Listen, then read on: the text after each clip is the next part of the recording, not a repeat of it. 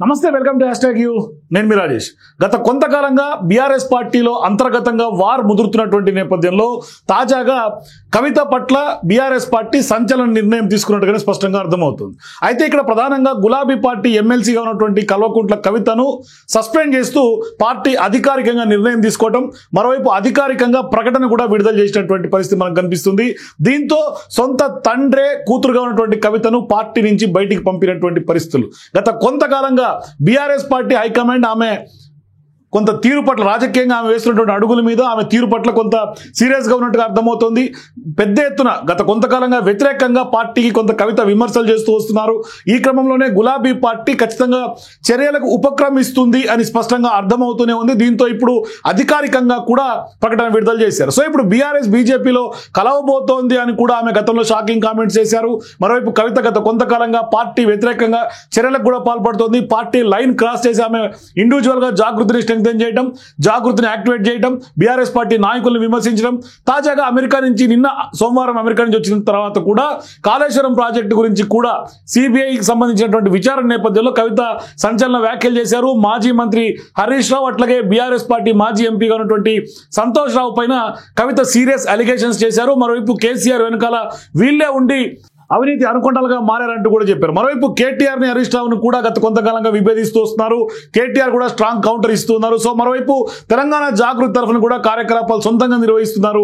So ఇటువంటి సందర్భాల్లో ఎలాంటి నిర్ణయం తీసుకుంటుందని కూడా రాజకీయ వర్గాలు ఉత్కంఠగా ఎదురు చూసినటువంటి నేపథ్యంలో తాజాగా సిబిఐ సంబంధించినటువంటి ఎంక్వైరీ నేపథ్యంలో హరీష్ రావు, సంతోష్ పైన చేసినటువంటి కవిత ఆరోపణల నేపథ్యంలో పెద్ద ఎత్తున ఇటువంటి నిర్ణయం తీసుకుంటే కనిపిస్తుంది. మరోవైపు బీఆర్ఎస్ పార్టీ నుంచి కూడా ఎటువంటి నిర్ణయం కూడా ఇంకా, అంటే వాళ్ళు కవిత వ్యాఖ్యల పట్ల అధికారికంగా కానీ అనధికారికంగా కానీ ఎక్కడ కూడా స్పందన రాలేదు.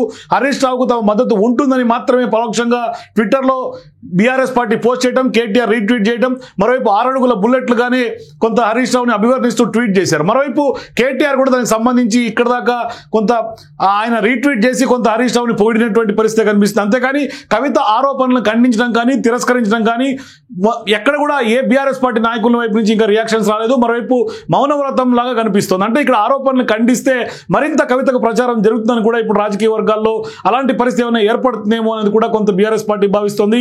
సో అదే టాపిక్ కొంత ఎక్కువ చర్చనీయాంశం కాకుండా అది కనుక జరిగితే ఎక్కువ నష్టం జరుగుతుందంటూ కూడా బీఆర్ఎస్ పార్టీ వర్గాలు భావిస్తున్నట్టుగా కనిపిస్తుంది. అందుకే ఎవరు మాట్లాడొద్దని సందేశాలు కూడా కొంత ఇంటర్నల్ గా పార్టీకి ఒక లైన్ ఇచ్చినట్టుగా కనిపిస్తుంది. సో నిజానికి బీఆర్ఎస్ పార్టీలో అంతో ఇంతో క్లీన్ ఇమేజ్ ఉన్నది మాత్రమే కొంత హరీష్ రావు పైన, కొంత మాస్ లీడర్ గా కూడా హరీష్ రావు పైన పేరుంది.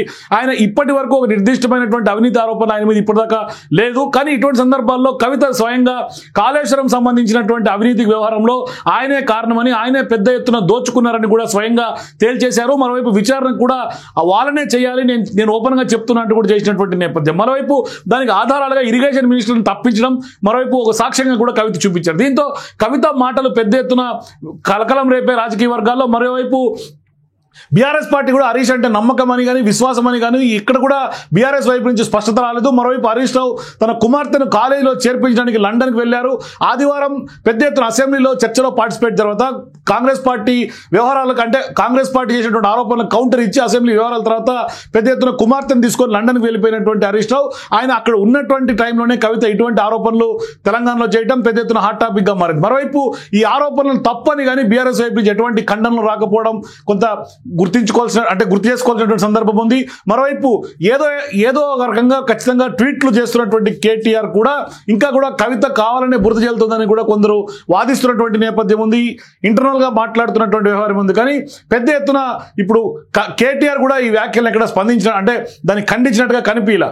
మరోవైపు కేవలం హరీష్ రావు ఇమేజ్ ని కొంత పోర్ట్రే చేసే విధంగానే కొంత ట్వీట్ ఉంది. ఆ ట్వీట్ కి కొంత కేటీఆర్ రీట్వీట్ కనిపిస్తుంది. మరోవైపు ప్రధానంగా గత రాత్రి నుంచి కూడా గతంలో కేసీఆర్ ఏదైతే వ్యాఖ్యలు చేశారో, ఎవరైనా కానీ పార్టీలో ఎంతటి వాళ్ళైనా ఖచ్చితంగా పార్టీ యాక్టివిటీస్కి వ్యతిరేకంగా ఉంటే, లైన్ క్రాస్ అయితే ఖచ్చితంగా చర్యలు తీసుకోవాల్సిందే, తీసుకుంటాము, వాళ్ళ బతుకు వాళ్ళు సాగు వాళ్ళు వస్తారని కేసీఆర్ ఎప్పుడైతే గతంలో మాట్లాడినటువంటి వ్యాఖ్యలను కూడా ఈ సందర్భంగా సోషల్ మీడియాలో విస్తృతంగా బీఆర్ఎస్ పార్టీ నాయకులు, బీఆర్ఎస్ పార్టీ కార్యకర్తలు ట్రోల్ చేస్తున్నారు. మరోవైపు ఖచ్చితంగా కవితను సస్పెండ్ చేయాల్సిందే, లేకుంటే పార్టీ నుంచి పంపించాల్సిందే, కఠిన చర్యలు తీసుకోవాల్సిందే అంటూ కూడా బీఆర్ఎస్ పార్టీ నాయకుల నుంచి సంబంధించి మాజీ మంత్రులు కార్యకర్తలందరూ కూడా పెద్ద ఎత్తున డిమాండ్ చేస్తున్నటువంటి నేపథ్యం మనకు కనిపిస్తుంది. అంటే ఇప్పుడు కదా ప్రధానంగా బీఆర్ఎస్ పార్టీ గ్రౌండ్ లెవెల్ నుంచి వచ్చినటువంటి రియాక్షన్ గానే ఇప్పుడు కేసీఆర్ ఇటువంటి నిర్ణయం తీసుకున్నట్టు కనిపిస్తుంది. అంటే ఒక రకంగా చెప్పాలంటే భావోద్వేగాలు పంచుకున్నటువంటి బీఆర్ఎస్ పార్టీ, అంటే ఉద్యమ సమయం నుంచి పెద్ద ఎత్తున ఉద్యమంలో కీలక భాగస్వామిగా కవిత పనిచేశారు, వాళ్ళ తండ్రికి అండగా నిలిచారు. మరోవైపు బతుకమ్మ సంబరాలు, తెలంగాణ జాగృతి క్రియాశీలక భూమిక పార్టీకి సంబంధించి పార్టీని స్ట్రెంగ్తన్ చేసే విషయంలో కవిత ఖచ్చితంగా తీసుకున్నారని చెప్పుకోవాలి. కీ రోల్ కూడా ప్లే చేశారు పార్టీలో. గతంలో ఎంపీగా పనిచేశారు, ఎమ్మెల్యేగా పనిచేశారు, ఇప్పుడు ఎమ్మెల్సీగా కొనసాగుతున్నారు. ఒక సందర్భంలో ఓటమి పాలైనప్పటికీ కూడా ఎమ్మెల్సీగా ఆమెకు అవకాశం ఇచ్చారు. మరోవైపు ఓటుకు నోటు కేసులో కూడా పెద్ద ఎత్తున మచ్చ వస్తుంది అని ఆమె గతంలో కేసీఆర్తో వాదించినా కూడా మీరు రాజీనామా చేసినటువంటి అవసరం లేదు పార్టీకి అంటూ కూడా గతంలో కేసీఆర్ కవితకు సపోర్ట్ చేసినట్టుగానే స్పష్టంగా కనిపిస్తుంది.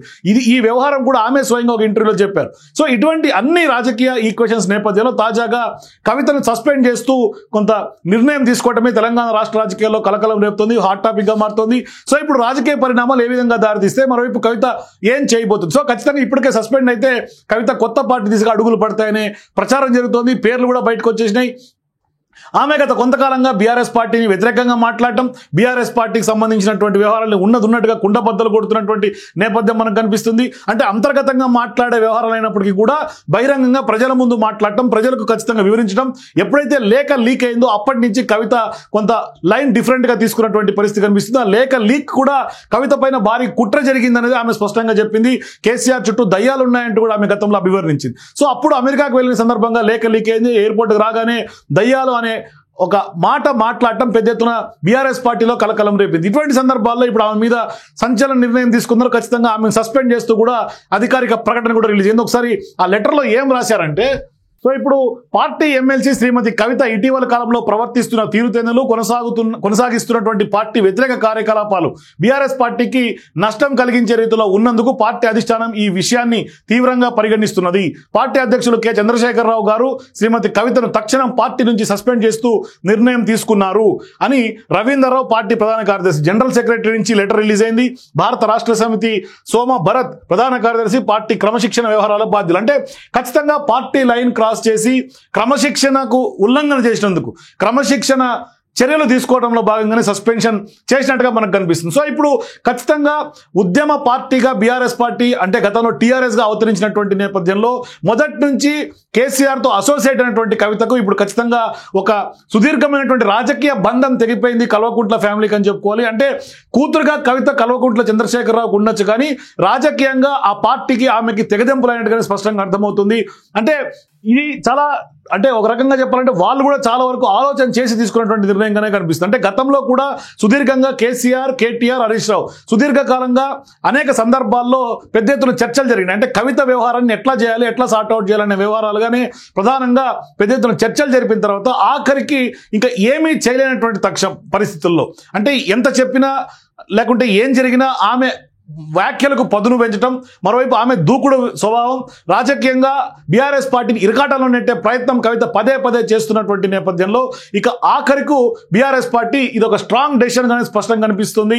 సో ఖచ్చితంగా ఇది ఎవరు ఎక్స్పెక్ట్ చేయనటువంటి నిర్ణయం, ఆఖరికి కవిత కూడా ఎక్స్పెక్ట్ చేయనటువంటి నిర్ణయం బీఆర్ఎస్ పార్టీ నుంచి వెలువరింది. అంటే ఖచ్చితంగా ఇది కనుక ఉపేక్షిస్తే భవిష్యత్తులో చాలా మంది బీఆర్ఎస్ పార్టీ నాయకులు ఇదే విధంగా ప్రవర్తిస్తారనే ఒక అంశం ఉంటుంది. కాబట్టి ఖచ్చితంగా దానికి చెక్ పెట్టేలాగా, అడ్డుకట్ట వేసేలాగా ఇప్పుడు కవితను సస్పెండ్ చేయడమే ఖచ్చితంగా బీఆర్ఎస్ పార్టీకి ఉన్నటువంటి ఏకైక ఆప్షన్. ఆమెను సస్పెండ్ చేస్తే భవిష్యత్తులో కొంత రాజకీయ పోరాటం ఖచ్చితంగా చేయాల్సినటువంటి అవసరం ఉంటుంది. కవిత ఒంటరి పోరాటం చేసే అవకాశం ఉంటుంది, ఖచ్చితంగా అదే ఉంటుంది. మరోవైపు కవిత ఒంటరిగా మిగులుతున్నటువంటి సందర్భాలు రాజకీయంగా కనిపిస్తున్నాయి. ఇప్పుడు పెద్ద ఎత్తున గత కొంతకాలంగా బీఆర్ఎస్ పార్టీలో ఉన్నటువంటి వర్కింగ్ ప్రెసిడెంట్ గా ఉన్నటువంటి కేటీఆర్ కి కవితకి పచ్చిగడ్డేస్తే బగ్గుమనే సందర్భాలు ఎక్కువ శాతం కనిపిస్తున్నాయి. ఇటువంటి వ్యవహారాల నేపథ్యంలో ఇప్పుడు కవితకు ఖచ్చితంగా బీఆర్ఎస్ పార్టీ షాక్ ఇచ్చిందని చెప్పాలి. ఖచ్చితంగా ఇప్పుడు ఆమెను సస్పెండ్ చేస్తూ అధికారిక ప్రకటన విడుదల చేయడమే పెద్ద ఎత్తున తెలంగాణ రాష్ట్ర రాజకీయ వర్గాల్లో పెద్ద ఎత్తున చర్చనీయాంశం అవుతుంది. ఒక రకంగా చెప్పాలంటే బిగ్ బ్రేకింగ్ గానే మనకు కనిపిస్తుంది. ఇది ఒక అతి పెద్ద సంచలన ప్రకటన. అంటే తెలంగాణలో బీఆర్ఎస్ పార్టీ ఏర్పాటైనప్పటి నుంచి కూడా సుదీర్ఘమైనటువంటి రాజకీయ ఒక జర్నీకి నేటితో ఎండ్ కార్డ్ పడిందని చెప్పుకోవాలి. సో ఇప్పుడు ఆమె కొత్త రాజకీయ జీవితం ప్రారంభించాల్సినటువంటి అవసరం ఉంటుంది. గతంలో ఢిల్లీ లిక్కర్ స్కామ్ లో ఆమె అరెస్ట్ అయినటువంటి సందర్భంగా కూడా రాజీనామా వద్దు అని వారించినటువంటి కేసీఆర్ గారు స్వయంగా ఇప్పుడు కవితను సస్పెండ్ చేసినటువంటి నేపథ్యం మనం చూస్తున్నాం. సో ఇటువంటి నేపథ్యంలో ఇప్పుడు కవితను సస్పెండ్ చేసిన తర్వాత బీఆర్ఎస్ పార్టీ నష్ట నివారణ చర్యల్లో భాగంగా చేసినప్పటికీ మరి కవిత బయటకు వచ్చిన తర్వాత మరి ఆమె కొత్త పార్టీ పెడితే మరొకసారి బీఆర్ఎస్ పార్టీకి సంబంధించి అనేక వ్యవహారాలు బయట పెడితే మొత్తం బట్టబయలు చేస్తే బీఆర్ఎస్ పార్టీకి మరింత నష్టం జరిగే అవకాశం ఉంటుందా లేకుంటే ఏం జరగబోతుంది? మీ అభిప్రాయాలు కింద కామెంట్స్ తెలియజేయండి. For more videos please watch #.